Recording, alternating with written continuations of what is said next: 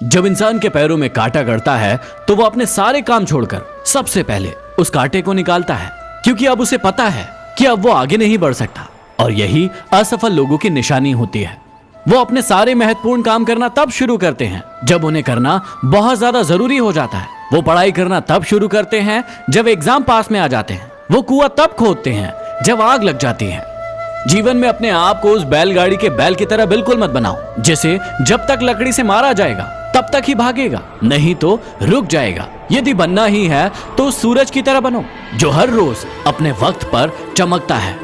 मजबूरी में काम करने की आदत आपको आलसी बना देती है, आपको असफल बना देती है। जबकि सफल लोग कभी भी मजबूरी में काम नहीं करते, वो सिर्फ अपनी सफलता के लिए काम करते हैं। इसलिए अपने पैरों में कांटे गड़ने का इंतजार मत करो, एक सही राह चुनो और उस काम पर आगे बढ़ो।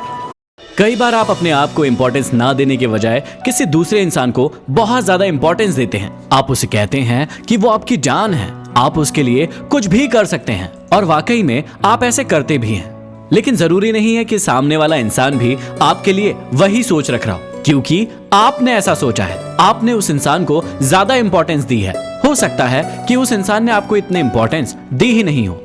फिर एक दिन आता है जब आपको ये लगना शुरू होता है कि सामने वाला इंसान आपकी वैल्यू नहीं कर रहा है, आपको रिस्पेक्ट नहीं दे रहा है, और आप दुखी होते हैं कि आपने तो सामने वाले इंसान के लिए इतना कुछ किया है, लेकिन वो आपकी वैल्यू भी नहीं समझ रहा है। याद रखना कि ये दुनिया सिर्फ उसी व्यक्ति का सम्मान करती है जो पहले खुद का सम्मान करते हैं। यदि आपको ही अपनी वैल्यू नहीं है तो ये दुनिया आपकी वैल्यू क्यों करे? झुकना बुरी बात नहीं है, आप भी झुके, लेकिन सिर्फ तब तक जब तक आपका सम्मान बरकरार रहे।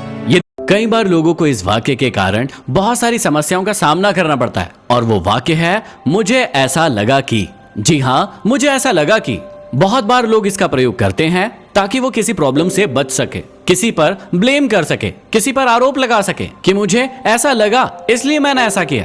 दूसरा व्यक्ति इस शब्द का प्रयोग तब करता है जब वो चीजों का अध्ययन नहीं करता है, वो तथ्यों को ठीक से देखता नहीं है, और उसके बाद वो किसी काम को कर देता है, और फिर जब वो काम गलत हो जाता है, सामने वाला उससे पूछता है कि ऐसा क्यों हो गया, तो वो व्यक्ति कहता है कि मुझे ऐसा लगा कि।